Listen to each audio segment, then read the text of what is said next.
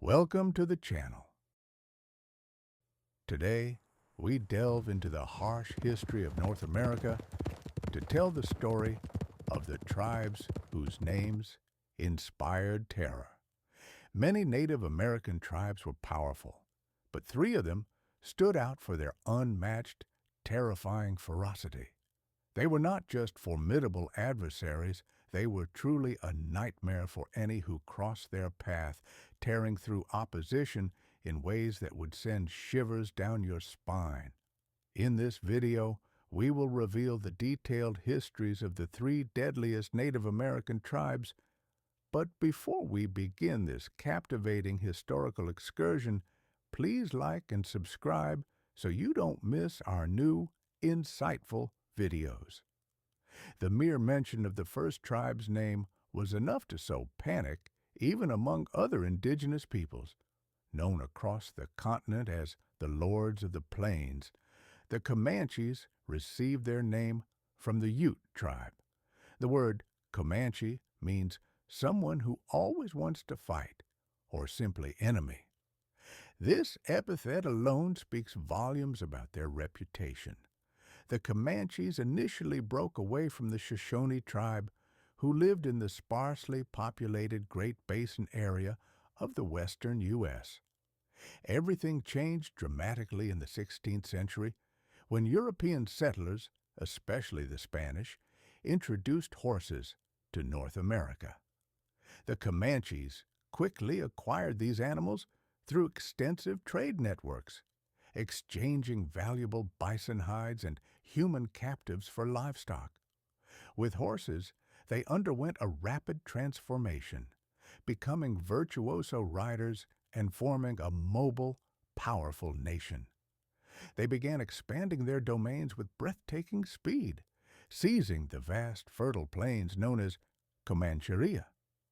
For them, horses were not just a means of travel. They were the ultimate symbol of status, wealth, and military might. In Comanche society, the Comanches were unrivaled cavalrymen. The Englishman William Blackmore, who lived with the tribe for 8 years, asserted, "On foot, they are slow and awkward, but on horseback, they are graceful. They are the most expert and daring riders in the world." In battle, the Comanches were a nightmare. With deafening war cries, they would rush at the enemy, masterfully hiding their entire bodies behind their horses and firing bullets or arrows with deadly accuracy from underneath the animal's neck. Their relentless, brutal, and highly effective tactics quickly solidified their legend. Spanish military reports acknowledged that the Comanches had no equal in horsemanship and fearlessness in battle. They proved so strategically tenacious that they single-handedly halted the aggressive Spanish colonial expansion into the region for a period spanning nearly 50 years. Their intense and devastating raids, which could reach hundreds of miles deep into Mexico, were so feared that northern Spanish and Mexican settlers referred to the time of the full moon as the dreaded Comanche moon, when the riders had maximum visibility.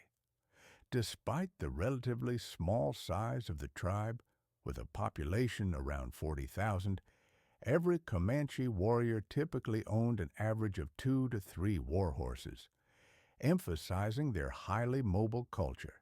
Young warriors were required to earn prestige and respect only through frequent successful raids, showcasing their ability to kill and steal. The historian S.C. Gwynn, author of Empire of the Summer Moon, wrote powerfully that no other tribe inflicted such widespread havoc and death in the region throughout the presence of Spanish, French, Mexican, and American forces. Captives who fell into the hands of the Comanches endured horrifying trials that speak to the extremity of their cruelty.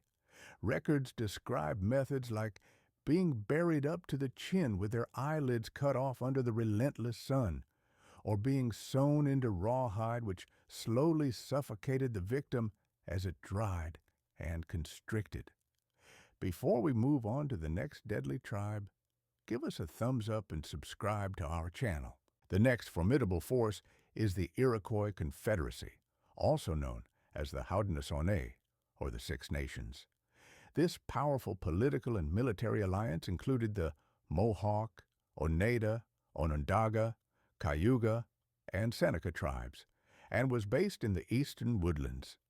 Interestingly, the name Iroquois was given to them by their sworn enemies, the Algonquins. It means rattlesnake, and this nickname was well deserved.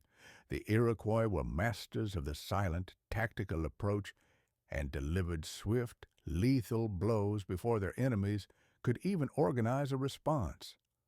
From an early age, Iroquois youth underwent rigorous military training, perfecting their use of bows, spears, and war clubs. Participation in aggressive raids against rival tribes or colonial settlers was the principal path to earning prestige and military rank.